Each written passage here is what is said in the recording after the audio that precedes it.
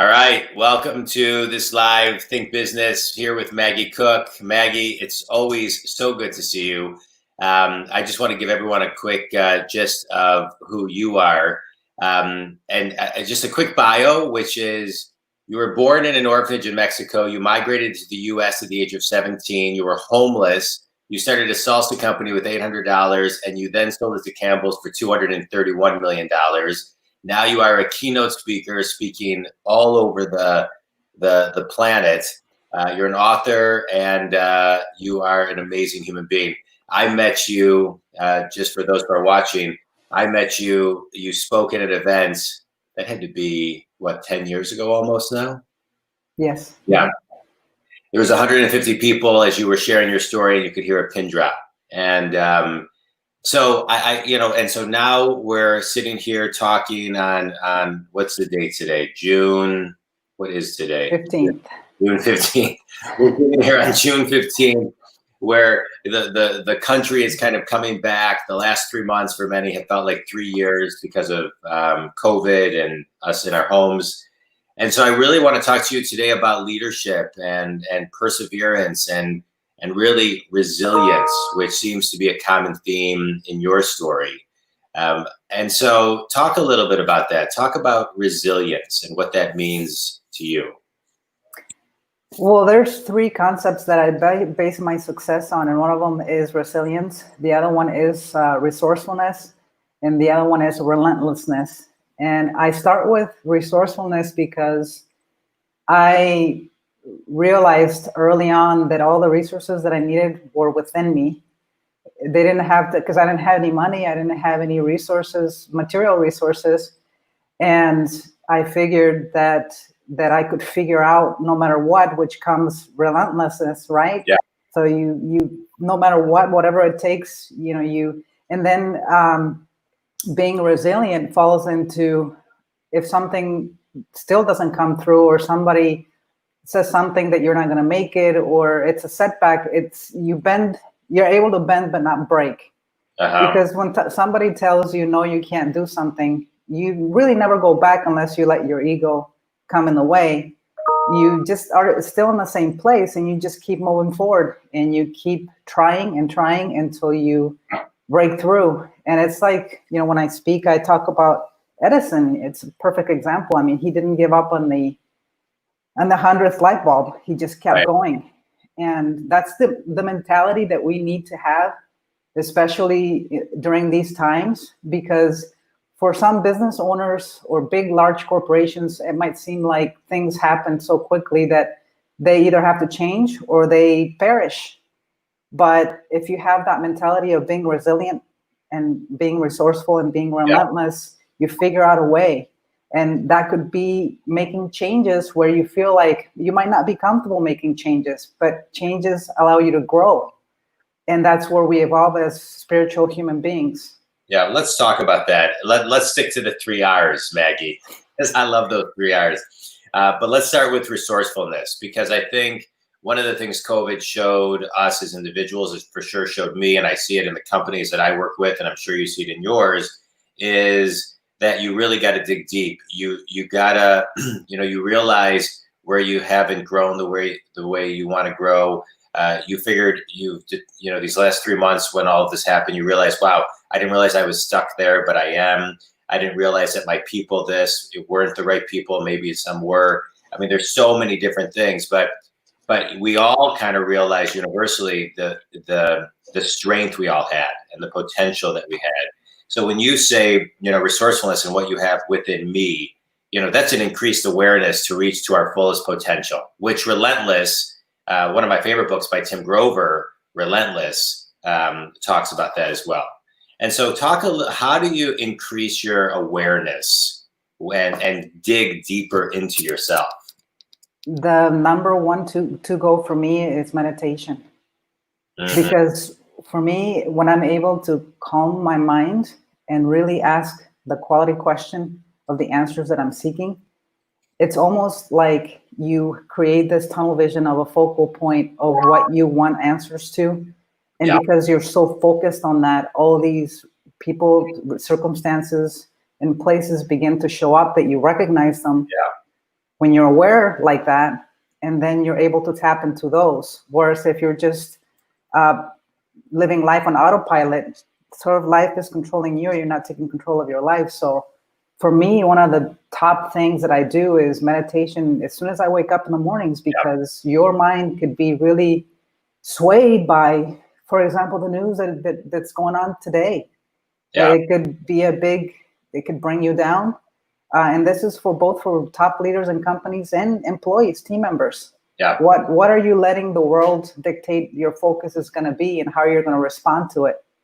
And it's all about you taking control of your life. When I do it with meditation, you can do it with prayer. You could do many forms of meditation. It's really a personal thing. But it has to feel really good. I agree. It's the first thing I do too. I do Transcendental Meditation. I've been meditating for 25 years, and it is so important to meditate. I mean, whether you can use apps today like Headspace or Calm. There's many places you can go. I think you actually have a meditation landing page. So I know I have about 22-minute meditations on my website, jondwoskin.com, just to get people started. But what's yours? I can't remember. It's called meditationcreator.com. And it's a really unique service because it's a system. It's a system where you learn how to create your own unique, powerful affirmations. That you can turn them into goals, but then these affirmations you use to create your own personalized meditations. And you add your music, because they have to be emotional for them to sort of have this, I call it the magic power source of the universe to give them fire. And you put everything together. I like it because to me, my meditations change. What's that website? I'm sorry. Meditationcreator.com. Meditation Creator. Okay, go ahead. Talk about it a little bit more. So, it's a place where I really haven't seen anything like that anywhere, because it's a place where people get a chance to create their own custom meditations. And the reason that came out as an idea, because I have my vision boards that I turn into action boards, because I like to act on the things that I want to do. And when I was meditating, I wanted to see the next thing that I was going to meditate and focus on in my mind. And I kept peeking, and I'm like, well, what if I can just create something that I don't have to peek, and I'm just totally submerged, and the next one comes, and I give myself a couple of minutes to really feel it, breathe it, taste it, smell it, involve my senses, and kind of take me through those steps without being distracted, opening my eyes and seeing my action board. So that's how really the idea came about that. And it's been very helpful for me. It's actually how I manifested the greatest accomplishments that I have, including Walmart, because I set up a system of affirmations and meditations and with Meditation Creator, and I did it for about 20 some days, and I got a call from Walmart.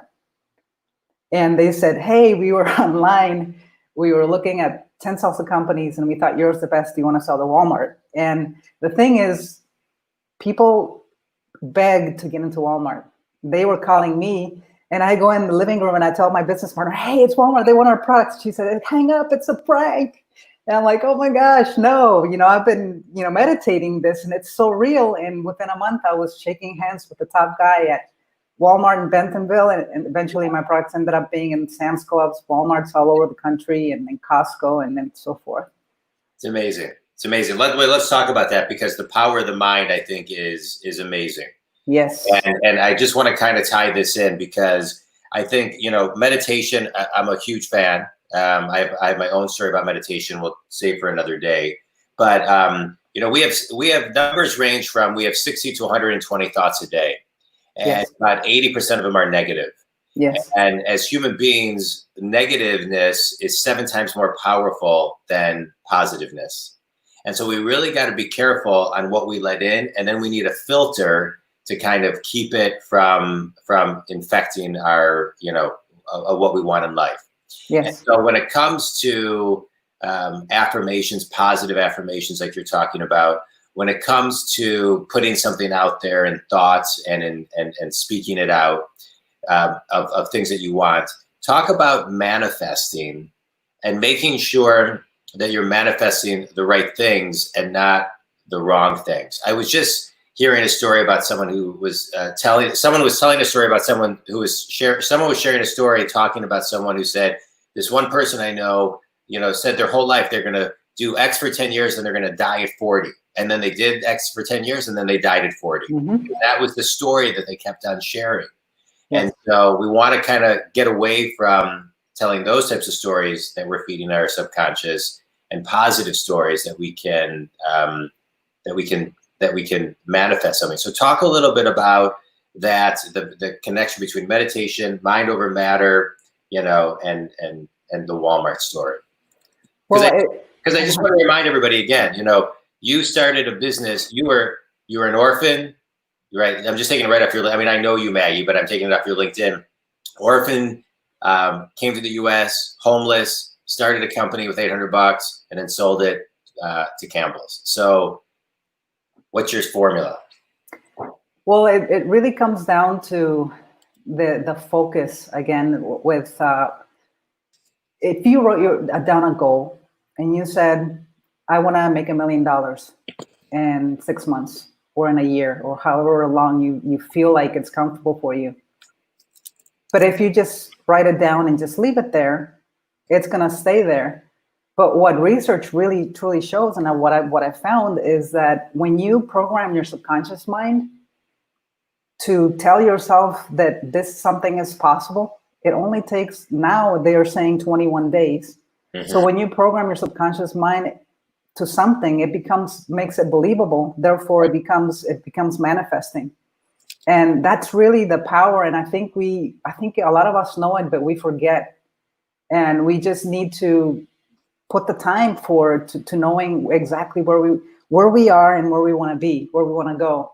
And have the most important thing with that process is having clarity, being very specific and having clarity. Because if you say, I want to be rich in a year, well, the universe doesn't know, or God doesn't know what rich means. It might be $1. Right. So being very clear and specific, and having a system where you're telling yourself every single day, this is the truth for me, this is my reality. Soon it's so believable that it just comes through, and it's all, the connection with everything that the opportunities that you're seeing, because you're so focused on it. It's just like when you said, okay, my goal is to have a brand new Mercedes, and it's this brand, and you're meditating on that. And that actually happened to me. I have it in my book. I wrote it in my book. Well, what happens when you focus on that, then you start seeing all those Mercedes in the road that you never noticed before. And it's exactly the same process. What happens with your mind, it becomes awakened. And it's that awareness. You have to be mindful and you have to be very aware. And the other thing too is contrast. So if you believe that you want something, but your gut feeling is telling you, oh, that's not possible for me, then it's not possible for you.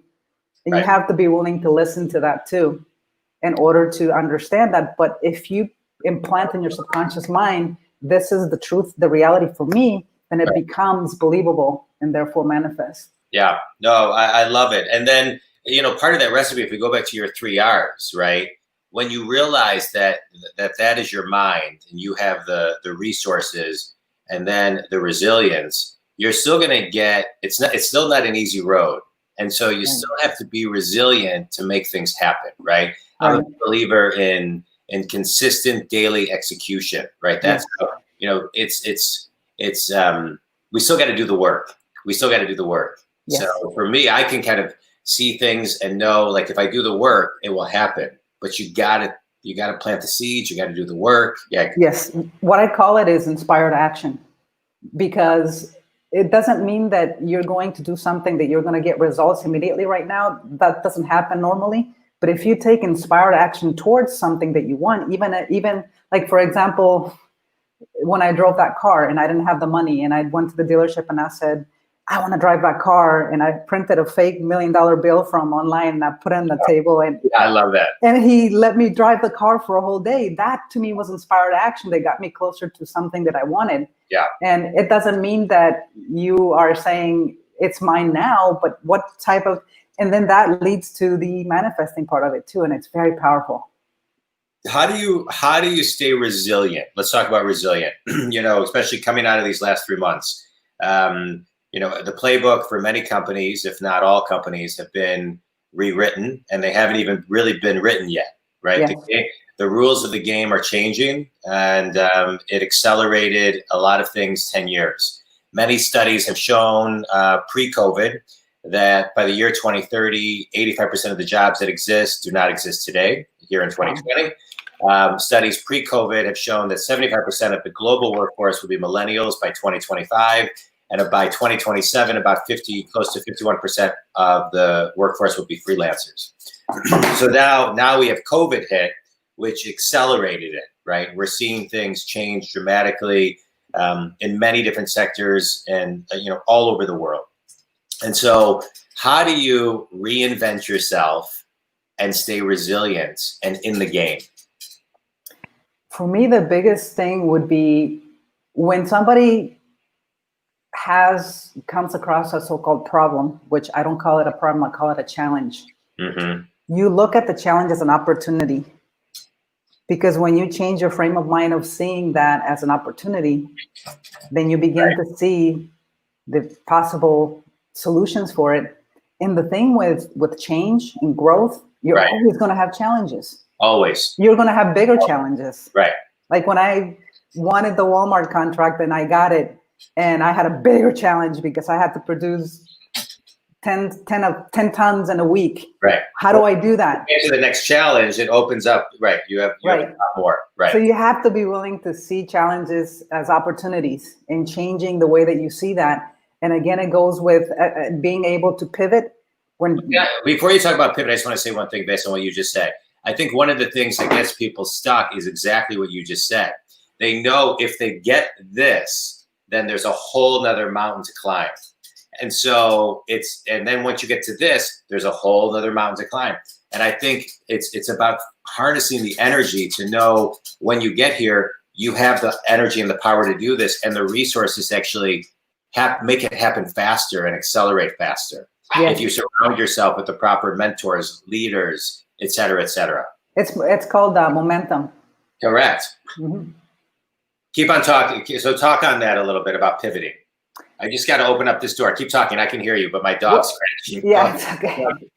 Well, it's about, you have to be willing to be comfortable with change, because stagnation is just, you end up getting stuck and not moving forward. One of the biggest things for me that I can share is having a super healthy diet and exercising, because that gives you the power and the energy to get up every day, and the momentum that you get with that, combined with the daily things that you're doing for your mind. Yeah. I, for example, completely not deleted, but I don't see the news anymore.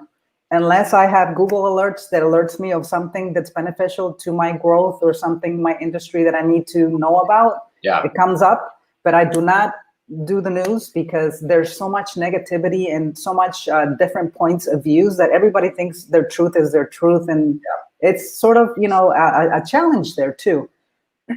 Check out Morning Brew, morningbrew.com and skim.com. They give the news in a fun and entertaining way. So you can at least kind of know what's going on. And also Up First, which is it's like a 10-minute, it's called, I think it's called like something five things today. They tell you what's going on in 5 minutes. And then Up First by NPR, it's about a 10-minute podcast every day. You listen to it a time and a half, or at least I do, And so it gives you the news in a way that's not so depressing, right? So you said Morning Brew, and what was the other one? Morning Brew and Skim, SKIM.com. Both of those, they tell it in like a kitschy way. Okay. Right. Awesome. So you're not starting with like the seriousness. Right. But I want to talk about stagnation, because, if you, and this isn't necessarily a discussion on complete health and fitness, but like I go to a Buddhist monk, and he will often say, you have stagnation here, there's inflammation here. Stagnation and inflammation in the body is a serious thing. And in the physical world, when we're moving, if we stand still and we don't take action, we can't build momentum like we want to build. And so just moving on to your pivoting and kind of reinventing yourself and putting yourself out of business, as I like to say, right? How do you do that while still protecting your energy and having the energy to do it? One of the things that I do every morning, and I do it even before I go to bed, is I put a bubble of protection around me. Mm-hmm. And I ask the universe to leave a little space open if it's meant to really serve me. Yeah. To show me something. But I really feel like it's important to protect yourself, because it's so easy to get into the work that you're doing and being, especially now that things are changing, be so ingrained in what you're doing that you lose the awareness of, Okay.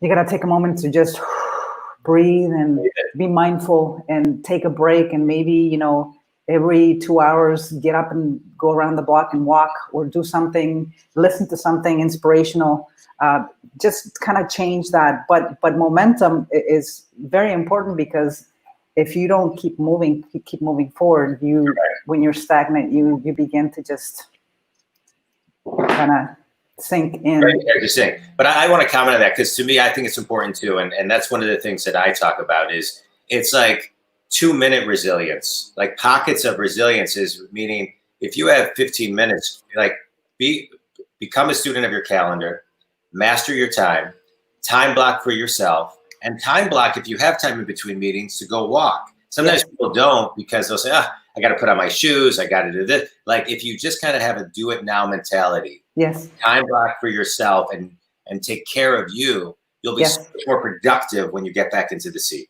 Yes, I totally agree. And another thing that I want to touch on what you just said, I'm actually starting a program in about a week or so. It's called the 7 Proven Secrets to 7 Figures for Successful Entrepreneurs.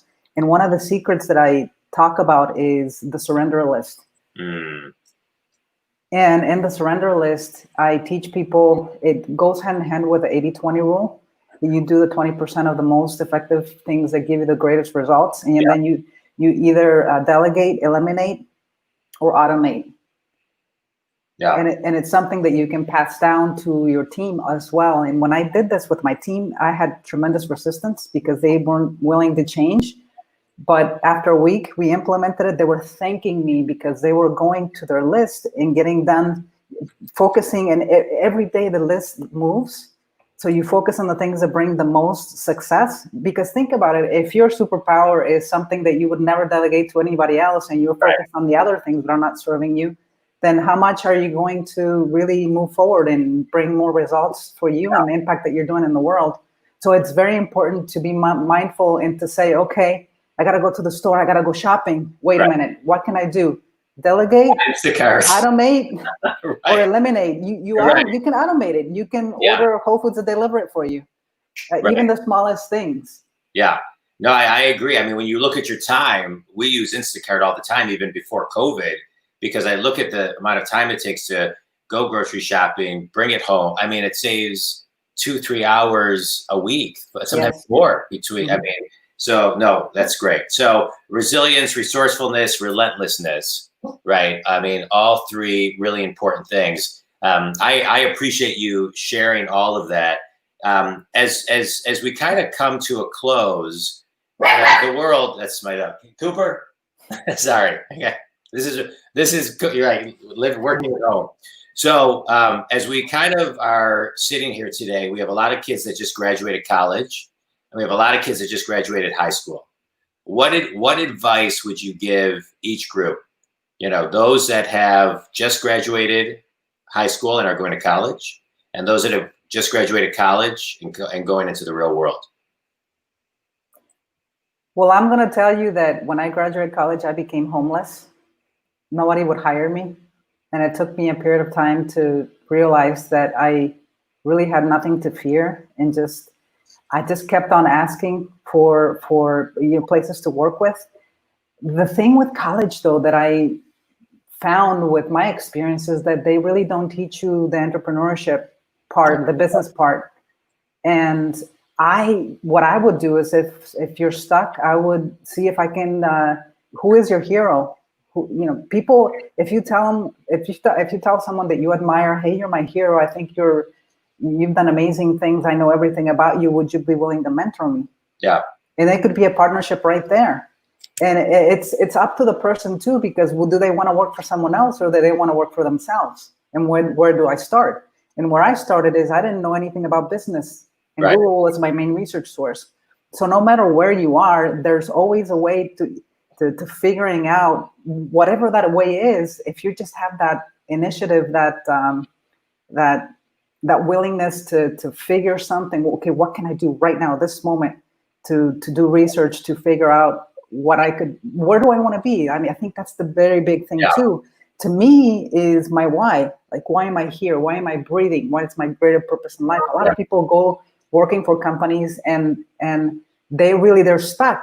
But knowing your why, what you want to do, where you want to go, then it's the gravy, because the rest of your life, it's like you could be working and it's never work because you're having so much fun and you're making a difference and an impact. Yeah, I feel I couldn't agree with you more with everything that you just said. It's so important. Magie, your story is amazing. I know I kind of brushed over it a little bit, but we did talk about it. There is another link, which will link from this on my website. We'll link to our other interview, which goes into a lot more detail.